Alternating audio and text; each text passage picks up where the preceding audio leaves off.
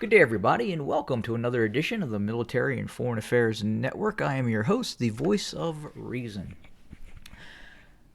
So, I don't know whether to define this as lessons in insanity or something else, but it obviously is in relation to the current Ukrainian-Russian war.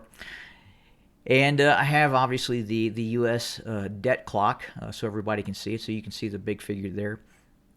U.S. national debt, $30 trillion. Unfunded liabilities down here to the far right, $169 trillion. And Joe Biden today has announced that he is going to hand over, or he's going to attempt to push through Congress, a $33 billion both arms and support delivery to the state of Ukraine. So, $33 billion in new weapons, and then obviously that would also include other assistance as well to prop up the Ukrainian economy as it will undoubtedly, probably in all likelihood, as this war continues, collapse at some point. But do we, the United States, do we have the ability to do this? Are we just going to fire up the printing presses? Are we going to light up the digital U.S. dollar, the digital currency? We're just going to start firing up the printing presses and handing over $33 billion. And I don't think that's something that the Ukrainians are going to pay back. That's just something that the U.S. is gifting to the Ukrainians. And you know, I get the challenges that the Ukrainians are facing, but if the dollar as the reserve currency ceases being the reserve currency for a variety of reasons, both internal, external, then that's going to have repercussions on the world itself. Anytime there is a collapse of a reserve currency, you're going to look at quite possibly a dark age. I mean, an age of both economic recession and calamity that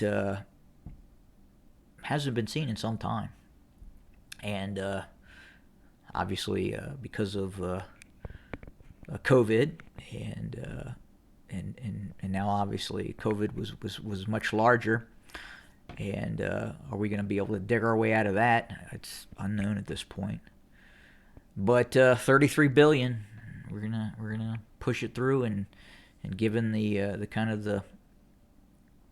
the rationale for protecting Ukraine, and when you see Don Lemon over at CNN and Sean Hannity over at Fox News agreeing on something, then obviously there's a high probability the Ukrainians are going to get that $33 billion, and could end up getting quite a bit more. And just to give you an idea, $33 billion is basically half the defense budget of the Russian Federation, and exceeds the entire defense budget of many nations on the planet. That is, $33 billion is a lot of money. Not to mention the significant amounts of weapons we've handed over to the Ukrainians already. But there it is, USDebtClock.org, $30 trillion, $414 billion. So you can just jack that up now to 440 some odd billion after we hand over that treasure to help the Ukrainians fight the Russians. And then what are the Russians going to do? I mean, obviously this is becoming a proxy war, east and west, and I know the attention span of the West is much lower than what we'd see possibly in other areas of the world. But what are the Russians going to do? Are they going to sit back and continue to allow the West to provide weapons? Is it going to